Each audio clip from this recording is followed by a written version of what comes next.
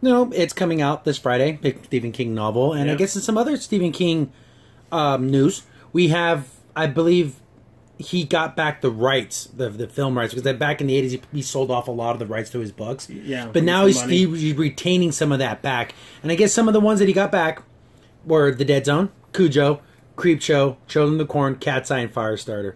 Which those are good stories, but for us personally, I think just for us, Creepshow is probably as the most. My heart is mostly into that because it's like an anthology of like a bunch of little mini short scary things, and that's what makes it great. Because if you got the rights back to that, you can make a lot of directors pick a little segment of each episode, of every. And if you don't know what Creepshow is, just think if you know EC Comics, it's like the Scary Comics Tales from the Crypt. That's what it kind of gets inspiration from. It's very kind of the old school horror scary things, and. Creepshow 1 is better than Creepshow 2. Yeah, Creepshow 2. These are only 3 stories, but there's a little bit of sexual in one of the stories. And Creepshow, what was your favorite story? Oh, that's so hard.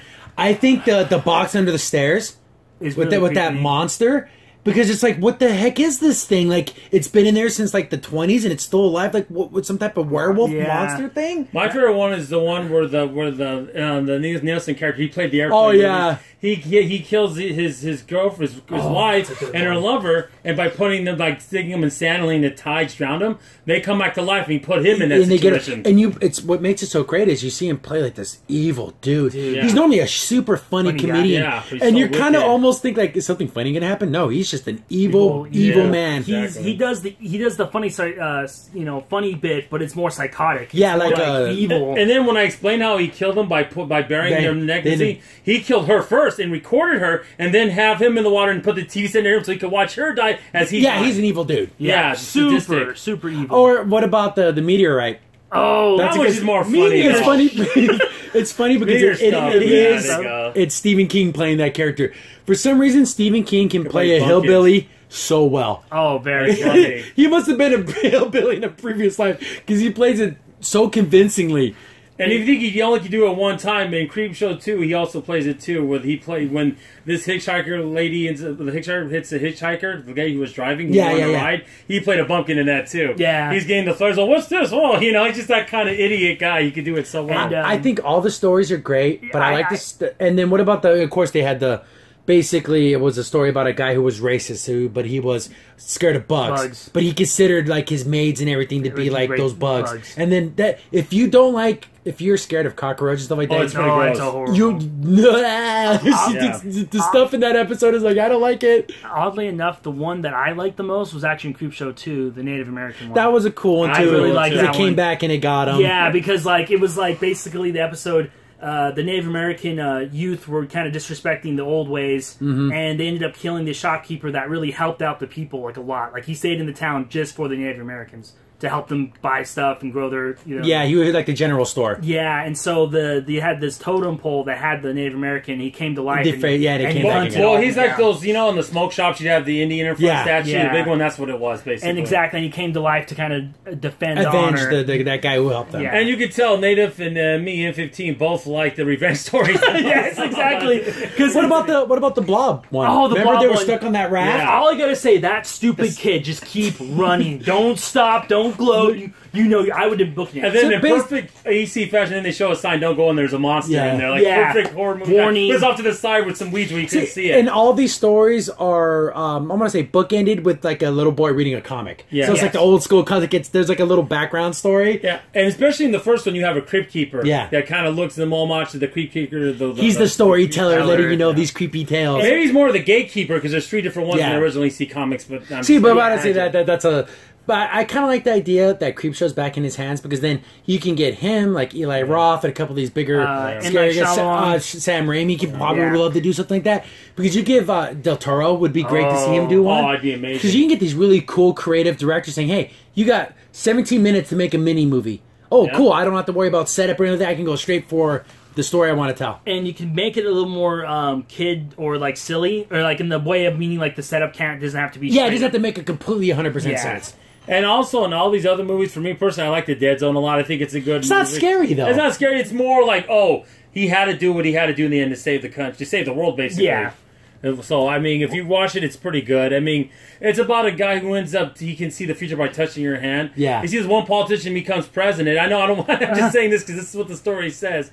And he ends up starting World War III. So, he tries to kill him and stop him, but he puts a baby in front of him, and then so he doesn't stop him. He gets killed, and he touches his hand, and then someone took a picture and put a baby from him. You're done as a politician if you do that to save your life. Yeah, you're done. So he was done. So he saved the future. There's nothing really scary about that story. No, it's more like a sci-fi more than I would say. And maybe like a psychological, sci-fi. And like Cujo, it's just a big dog that's like this killer dog. Yeah, that's more of a... Firestarter's pretty cool because this girl can literally light things on her fire. on Yeah, fire it's more like mutant powers. It's interesting. It's like she should be in the X-Men. That'd be cool. Cat's Eye is another weird one. Cat's Eye is my least favorite out of this list. I just think it's... And then I would say Children of the Corn would be, of course, that's just, you go to this small little town, there's all these kids, and they're praying to this corn god, and there's like this evil spirit, and they're killing all the... And it's actually scary to see the Star Trek like, special effects. I'm not talking Star Trek now, I'm talking Star Trek from the 60s. It's Mordecai. Mordecai. The graphics notwithstanding, it's a scary movie for when I was a kid, but now it's so crappy. Yeah. The graphics are so bad. Well, one thing I remember watching an interview, they were interviewing some actors about, and the lady who played it, and she also was in Terminator 2, by the way, and when she, the one that got really, bugged up playing the main character, one of the main characters, but so funny about Sarah Connor, there you go. Yeah, I can't believe I forgot her name there for a minute. But anyways, she was in a scene when she's with a guy. When you remember, he's got the knife up to her neck. One of the main bad guys. Famous scene, yeah. Famous scene. She goes, I want you to get it real close to my neck. I go, I don't know. I want to. And he actually cut her neck. That's how close she wanted the blade to her neck to make it look convincing. He felt so bad, like, I freaking cut her, but she said to get close. Well, yeah, and there was even that scene too where he like grabbed her mouth and he actually left an imprint on her face, and because like the scene he's supposed to be yelling, I think he's yelling Outlander, because he's calling someone else out, but he's really acting like he's like holding her like for ransom, like I'm gonna slit this girl's throat. That's what that part. She probably told him, hey, do her like be rough with it, be like he really would. So I think it's a good thing because I love it when the original creator has to say so, because I'm reading this article from GameSpot and quoting it, says King has begun the process in 2016, meaning by August 2018 he will once more hold the rights to adapt his works. If studios wish to say remake Children of the Corn, they must negotiate with him personally, which I think is the best way to do it because it's his story. He knows what the characters would say, do, and think because they're his characters. And so you'll get better stories that way, I guarantee it. So you're saying you can't get any corny ideas? Yeah, no cornball ideas, right? And then to top of all off, the one he kind of has somebody involved with, Maximum Overdrive. Maximum Overdrive. Which is fun. Just don't gas up those cars.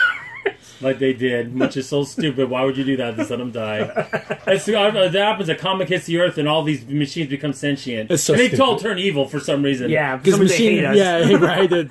It's that whole thing, like, oh, who's the machine now kind of storyline. Blah. And then you have, I think there's other things that they didn't mention, stuff like Salem's Lot, The Stand. There's some other good stories that worked as TV, because I know they did a Stand like TV movie, like it was a bunch of episodes. But could that work as a movie? If it's not 3 hours long, that's the problem with Stephen King's make it like movies. a trilogy, like how they did like Lord of the Rings. Well, sometimes I think that's bad for Stephen King. Something is good because his books get really out there sometimes. They're huge, humongous books. They're so big. They get very meta and very metaphorical, and you're just sort of like, okay. And you can tell, this is even admitted by Stephen King. He drank a lot and did a lot of drugs when he wrote a lot of these books. He really did. So and like even when we're talking about it, like it's probably a totally different, to the book than in the movie. Yeah, there's the key things that match up, and then there's stuff in the book. Thankfully, stuff that's removed from the book. But I'm glad he's getting the things. I've always, I've said it every time that the original creator's intent should always be a major consideration. So when it comes to making these things. Yeah, so it can't be so crazy and so different. But sometimes it works out. Sometimes when you do something different, like the guy who wrote Fight Club says, "Hey, the movie's better than my book." And he actually is on record saying, "You know what? Don't read my book. Watch the movie, and you get a better version of what I wrote." How many times that happens? It doesn't happen a lot, but it does happen though. So, hi guys, Crimson Sin here. You just watched a clip from our weekly podcast show. Be sure to check out the full podcast available here on this channel. Also, if you like the content and you want to see more of it, be sure to hit the like button and also go ahead and subscribe. Thanks for watching. Stay tuned for more.